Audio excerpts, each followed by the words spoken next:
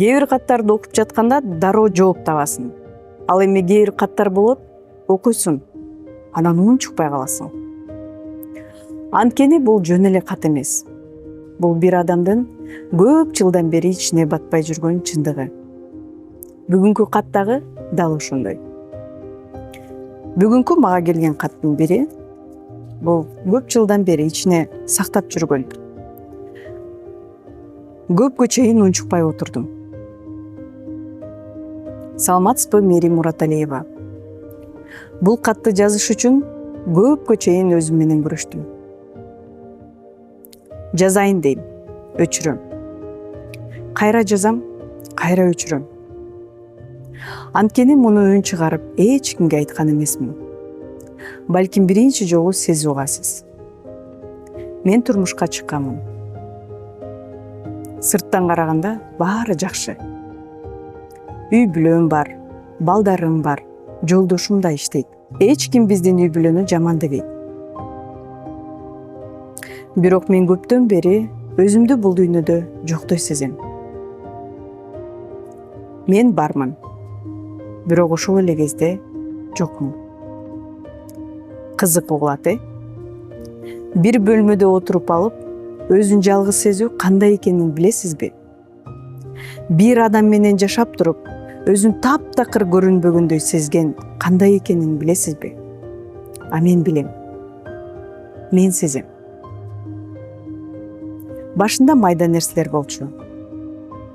Мен сүйлөйм, ал эч качан утпайт.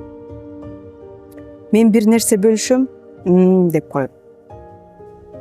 Мен чарчадым дейм. Баары чарчайт дейт. Мен ыйлайм. Көз жашыңды токтотчу дейт. Башында ойлогом, балким мен чындап эле ашыкча сезимталмын деп. Балким проблема менде деп ойлогом. Ошентип акырындан азыраак сүйлөп баштадым. Анан таптакыр сүйлөбөй калдым. Анткени жооп дайыма эле бирдей болчу. Же унчукпо, же муздак жооп, же көңүл бурбо. Бир күнү өзүмдү күзгүдөн карап тааныбай калдым. Көздөрүм чарчаган, жүзүмдө жарык жок. Өзүмө суроо бердим. Мен качан ушундай болуп калдым? Эң оор нерсени айтайынбы? Ал мага кол көтөргөн эмес. Мени кемсинтип кыйкырган да эмес. Сырттан караганда жаман күйөө эмес. Бирок мен күн сайын ичимден кичирейип бараттым. Бул нерсени түшүндүрүш чынында мен үчүн абдан кыйын болду. Адамды сөзсүз уруп сындырбайт экен. Кээде көңүл бурбай коюу дагы сындырат экен. Кээде муздактык да сындырат экен. Кээде сен ашыкча ойлоносуң деген сөз да адамдын өзүнө ишенбегенге айлантат экен. Бир жолу мен абдан катуу ыйладым. Эсимде. Ал ашканада болчу. Баары ичимде жарылып кеткендей болду. Ал мени карап туруп, "Дагы эмне болду?" деп басып кетти.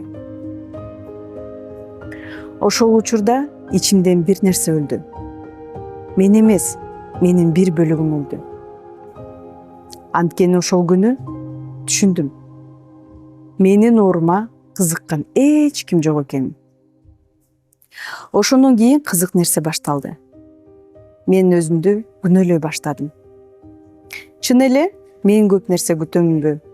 Балким аял ушундай болуш керекпи?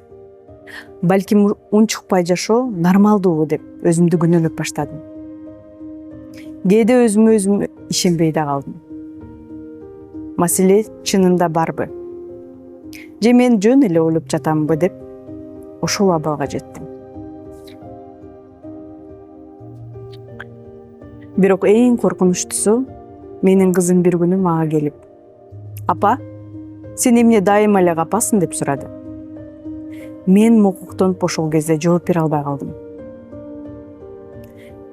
Анткени биринчи жолу түшүндүм. Мен жалгыз эле кыйналбай жатыптырмын. Балдар да сезип жатыптыр. Ошол күнү биринчи жолу коркуп кеттим. Өзүм үчүн эмес, кызым мендей болуп калбасын деп, сүйүүсүздү сүйүү деп ойлоп калбасын деп, унчукпай чыдоону аялдык бакыт деп кабыл албасын деп корктум. Ошон үчүн жазып жатам. Мен ажырашайын деп жаткан жокмун. Күйөөмдү жаман көрөм деп да айтпаймын. Мен жөн гана билгим келет. Мерим эже, адам өзүн сүйүүсүз сезип жашай берсе, эмне болот? Же бир күн бул абалга көнүп калабы? Айтыңызчы. Бул кат мени көпкө чейин ойлондурду. Анткени мындай орунду көп аял үн чыгарып айтпайт. Себеби бул жерде көк ала жок, сынган сөөк да жок, көзгө көрүнгөн жараат жок. Бирок адамдын ичи акырындап талкаланып жатат. Эмоционалдык жалгыздык бул чынында өтө оор оору. Адам жанында бирөө туруп эле жалгыз болушу мүмкүн эмес. Эң кооптусу бул абалга адам жөн эле көнүп калуу. Өз муктаждыгыңды ашыкча деп ойлоп калуу. Өз ооруңду мүмкүн мен жаманмын деп жокко чыгаруу. Жана балдарың ошол модельди кадимки нерседей көрүп чоңоюшу бул эң кооптуу нерсе. Эгер ушул каттан өзүңүздү көргөн болсоңуз, өзүңүзгө бир суроо бериңиз. Мен киммин? Мен чындап эле сүйүүсүз жашап жатамбы? Же чын эле көптөн бери ушуга көнүп калдымбы? Эгерде сиз өз сырыңызды бирөөгө айта албай, жан дүйнөңүз кыйналып жатса, анда комментарийге психолог сөзүн жазыңыз. Мен сизге өзүм байланышам.